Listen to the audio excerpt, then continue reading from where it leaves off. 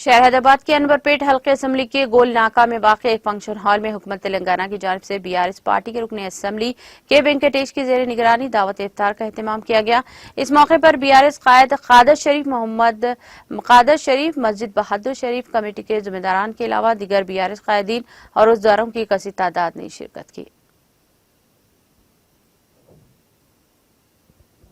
शेखर राव साहब का मैं तहे दिल से शुक्रिया अदा करता हूं।